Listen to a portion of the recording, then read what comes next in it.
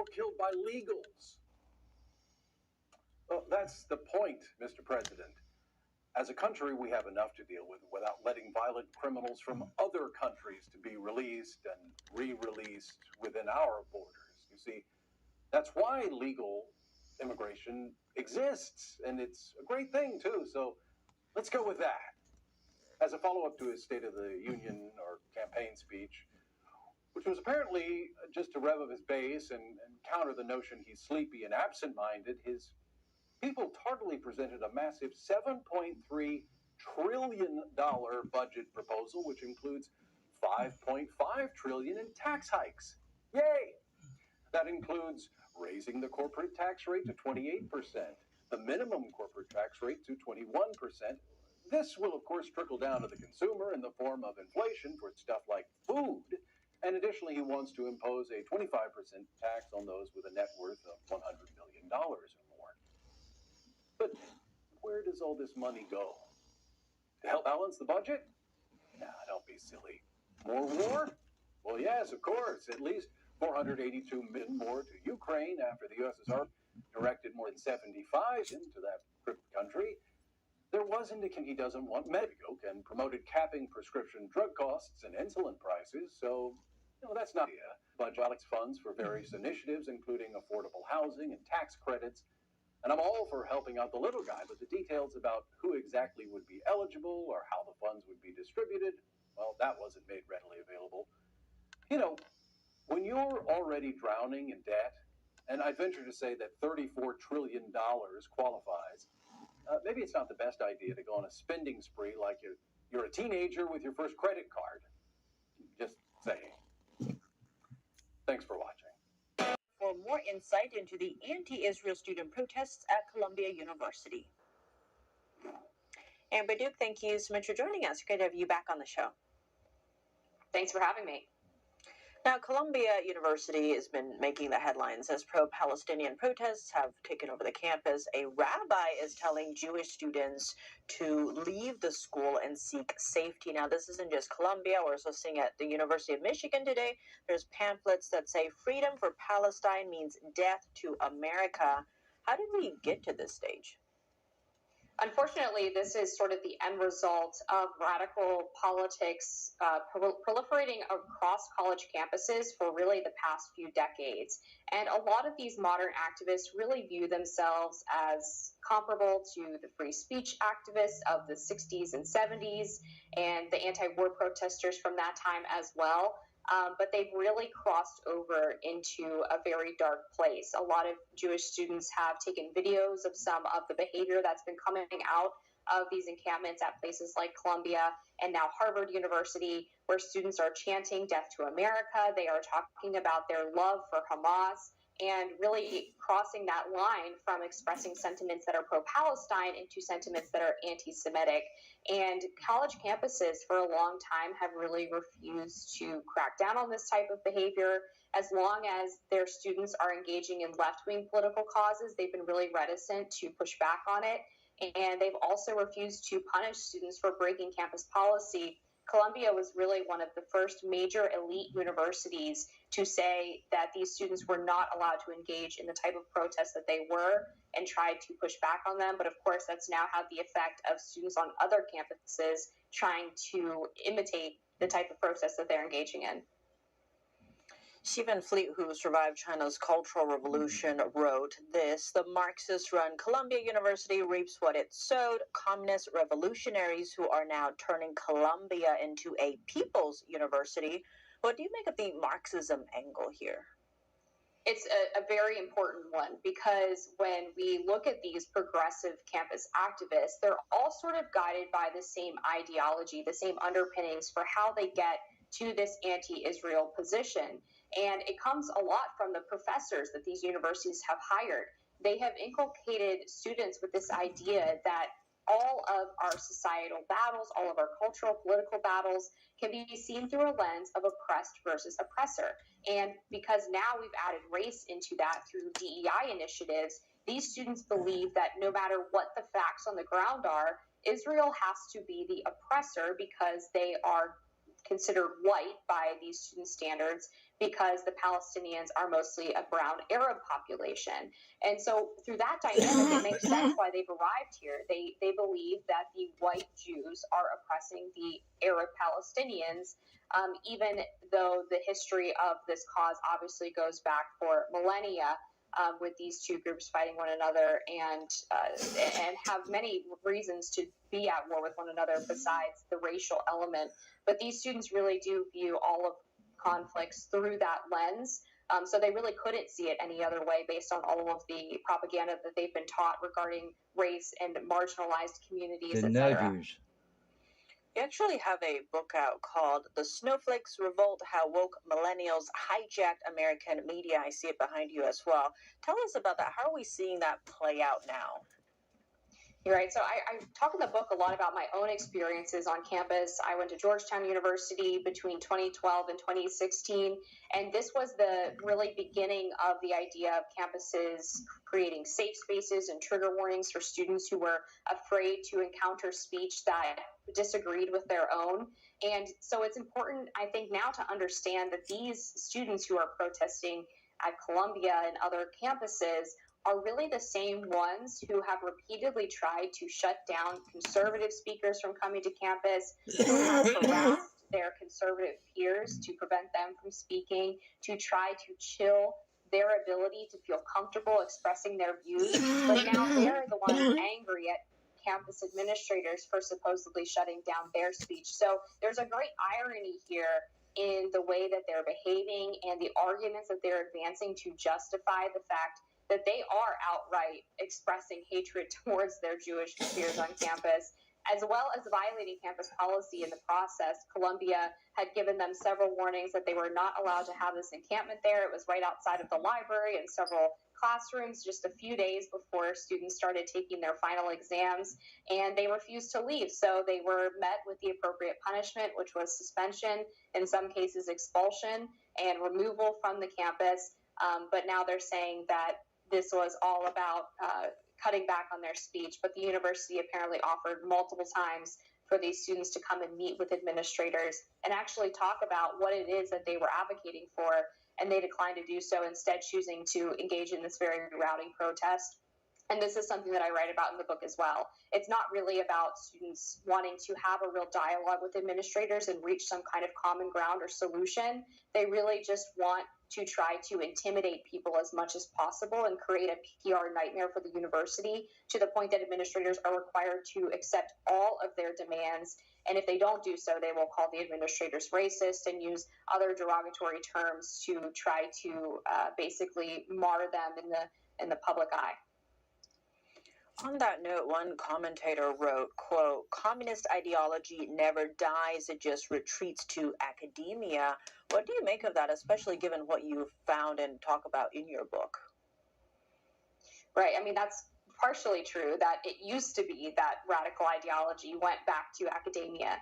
But unfortunately, over the past 10 to 20 years, we've actually seen that other industries are being infiltrated by this radical Marxist ideology. And that's how we've ended up with corporations taking on things like DEI and CRT, and even schools, we get much before universities, elementary, middle, and high school, have taken on these ideologies as well and are trying to use them to indoctrinate even younger and younger students, because these other industries are hiring just the same from elite institutions, and in some cases actually value the idea of a student having this long resume of political activism. And perhaps what they didn't realize is that these students were going to use the same tactics that they used on campus to sway administration policy to change corporate policy. So whether it's Hollywood, academia, corporate America, or politics, pretty much every major institution in America has absolutely been infiltrated by these radicals. And we're seeing the results of that, where everything has become quote unquote woke, and the normal mainstream view is no longer represented. And Americans feel very strongly that a lot of these institutions don't really represent them anymore. Amber Duke, thank you so much for your time. Thank you. Listed are from the Chinese Communist Party. This comes ahead of Blinken's visit to China this week. NTD's Jack Bradley has more from the State Department. Secretary Blinken is expected to talk about China's human rights abuses on his visit to China this week. Now, this comes amid a report that was released, an annual country reports on human rights practices, which covers nearly 200 countries and territories. It details the Chinese regime's crimes against humanity, particularly targeting practitioners of religious belief, like the Muslim Uyghurs or Falun Gong, a Buddhist-based practice centered around the tenets of truthfulness, compassion, and tolerance. Now, here's Robert Gilchrist, the senior official in the Bureau of Democracy, Human Rights, and Labor. And he will, as in all of his engagements with the PRC, raise human rights at the highest levels and in the clearest way. And that means with regard to the full array of concerns that we have with the PRC. And we'll go into details with regard to specific conversations, but of course this is an issue that remains of concern and is one that we raise with our Chinese counterparts. The report highlights the Chinese regime's killings, imprisonment, and forced organ harvesting of Uyghurs and practitioners of Falun Gong. Now, as these individuals experience this persecution, they face propaganda from state-run media to defame their reputations. Now, as this report comes to light, talk about on his trip to China this week. Reporting from Washington, D.C., Jack Bradley, NTD News. A historical event that is believed to be the prelude to a nationwide persecution. April 25th will mark the 25th anniversary of a peaceful appeal in Beijing. On that day, tens of thousands of Falun Gong practitioners lined up outside the Chinese Communist Party's central compound, Zhongnantai. They wished to ask authorities to release the dozens of practitioners who had been arrested after they appealed over a slanderous article published in a state-backed magazine. There was no one moving around. Nobody was talking and no one was yelling. Everything was harmonious. We try to follow that spirit to continues to let people know that we can, through the peaceful dialogue, to communicate. The appeal concluded after a high-ranking official met face-to-face with a demonstrator. He agreed to release the practitioners who had been arrested. But 3 months later, then Chinese leader Jiang Zemin spearheaded a nationwide persecution against Falun Gong. Millions have been detained. Hundreds of thousands were reportedly tortured and abused in custody. There is evidence that some were even killed on demand to supply the regime's organ transplant market. Last year, as example, 2023, there are 209 Falun Gong practitioners being tortured to death, range from 23 years old up to 93 years old, from all walks of life. Falun Gong, also known as Falun Dafa, is a spiritual discipline that consists of 5 gentle, slow-moving exercises. The core teachings of truthfulness, compassion, and forbearance are at the center of the spiritual practice. It makes me a better person, or at least trying to become a better person. When you're sort of having ups and downs, it just gives you sort of that even keel. You just internalize. If you look within and you try to improve yourself, then everything will just take its course. Despite ongoing persecution, Falun Gong practitioners continue to raise awareness as rallies are held around the world to commemorate this day. Reporting from Washington, D.C., Sam Wang, NTD News. Coming up, whose opening arguments were better, Trump's or the prosecutors? And did anything significant come out of the first witness testimony today? A legal expert joins us to discuss the developments in the hush money case. To some principles in law, because you're taking misdemeanors for which the statute of limitations has expired, and you're bringing the same facts to trial as a felony where the statute of limitations is longer, because you're stretching to make an argument that this was intended to interfere with an election rather than, for example, to save him embarrassment or to save his marriage. So this is a stretch, one that's not been attempted before, and it may very well not hold up on appeal. On that note, let's say that this was intended to influence the election, as the prosecution argues. Is influencing the election in this manner illegal? Influencing or trying to influence the election is not in itself illegal. That's what an election is all about, trying to influence who votes for you. What is at issue is whether there is technically completion of disclosure requirements for one's campaign, for Donald Trump's campaign. In other words, if this payment of money was a benefit to him for his campaign to be president, then he needed to declare that money as something that was spent by his campaign or in order to get into office. And because he did not declare that, that is what the prosecution is saying is illegal, or or illegal interference of the election, not the act of obtaining an agreement, but rather not declaring it as a campaign benefit. The defense, meanwhile, is arguing that the checks Trump cut to Cohen in 2017 were actually for legitimate legal services provided by Cohen. Break down this argument for us. It's a good argument, and it's the correct one. Donald Trump paid his lawyer to arrange for a settlement agreement and paid money to his lawyer to pay as part of that non-disclosure agreement. There's nothing improper about that. The only thing that's improper, that's alleged to be improper, is how that money was accounted for in business records. And that's not something that Donald Trump himself directed, although the prosecution is trying to make that claim. That's a business expense that was handled in the normal course of business and does not by itself indicate an intent to do anything illegal, just to do what Donald Trump set out to do, which is to pay money for an agreement and to pay his lawyer. Now, today was a short day, but the prosecution did call its first witness, David Pecker. What is the significance of this witness? Did he add anything noteworthy? There's nothing what we did not know today that we didn't already know. Today's testimony involved the catch and kill policy that the National Enquirer had with regard to Donald Trump, where they looked at news stories that were potentially harmful to Trump, bought the rights to those stories, and then killed them so they would not be public. There's nothing illegal about that either. So this is really just telling a story about how Donald Trump was looking to protect his reputation, but from the prosecutor's point of view, all of this was done for an impermissible purpose. Now, a hearing is set for tomorrow morning on whether or not Trump violated the gag order. Trial witnesses are protected under the order, including Trump's former attorney, Michael Cohen. Now, Cohen has been on national TV slamming Trump, but Trump is not allowed to respond to Cohen's accusations. Why is that? Do you see the order as justified in this case? The gag order is usually justified in cases where you have high-profile defendants in a high-profile case where you don't want to influence the jury and you don't want to threaten or have the appearance of threatening any witnesses. Now, in all fairness, usually gag orders are on both sides. The judge doesn't want prosecution witnesses to be out speaking and swaying opinion either. So what is a little bit unusual here is that they're only applying it to Donald Trump, but also not to Michael Cohen or other witnesses, which may in the end save Donald Trump from a contempt citation because this is a unilateral, it's a very one-sided order. Gerard Felitti, Senior Counsel at the Lawfare Project, thank you so much for joining us. Trump.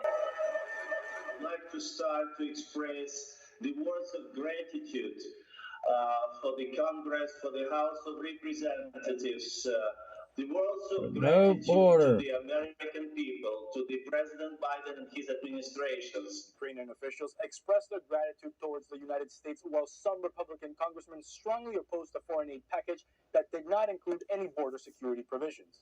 I do not support Mike Johnson. He's already a lame duck. If we had the vote today in our conference, he would not be speaker today. He's already a lame duck. Unfortunately, without border security, I can't go back to the people I represent and say, hey, we're doing nothing for you for the border, but here's now another $95 billion for foreign aid. I can't support that. There's at least 3 congressmen who have voiced openly and publicly that they would support a motion to vacate the speakership. That's Representative Marjorie Taylor Greene, the Republican from Georgia, who filed a motion to vacate the speakership over a month ago. Then there is Paul Gosar, the congressman from Arizona, and Tom Massey, the congressman from Kentucky, who went as far as asking for the speaker's resignation.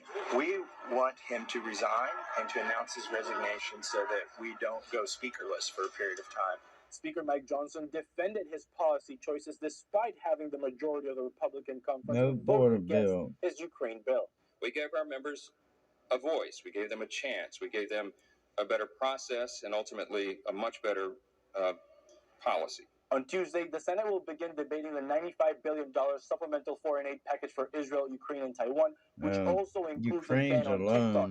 And President Biden has already announced that he's willing to sign such a bill. Reporting from Washington, D.C., Luis Eduardo Martinez, NTD News. With TikTok in the spotlight, lawmakers are fearing a communist Chinese Trojan horse. Join me on China in Focus tonight at 9:30 p.m. Eastern. We'll delve into the just-passed House bill that could lead to its ban, along with exclusive expert insights on the bill's future.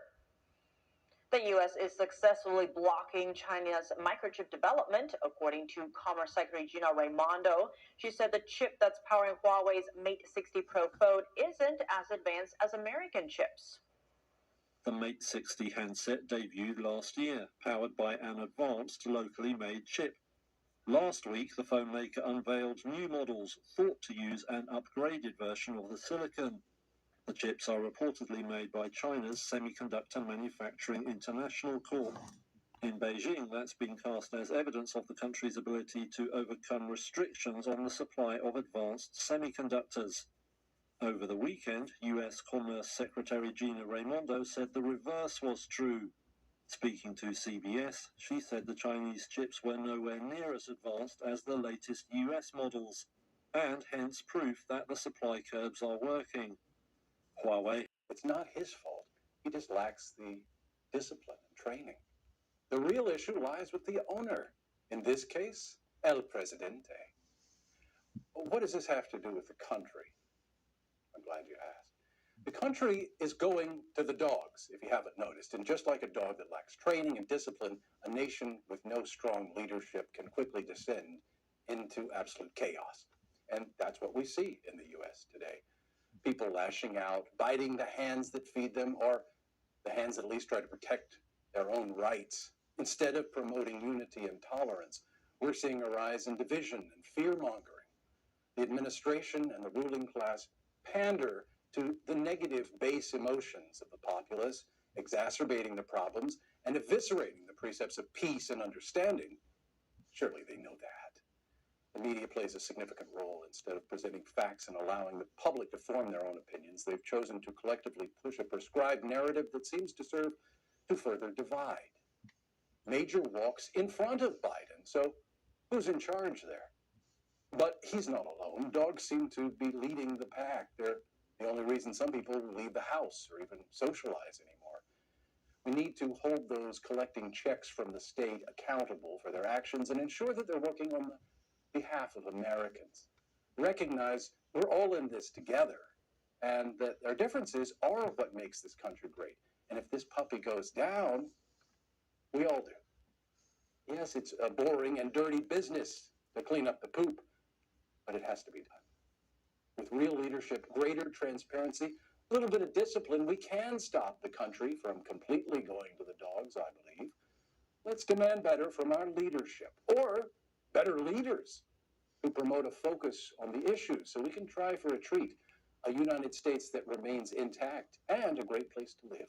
Thanks for watching. And remember, Snickerdoodle, keep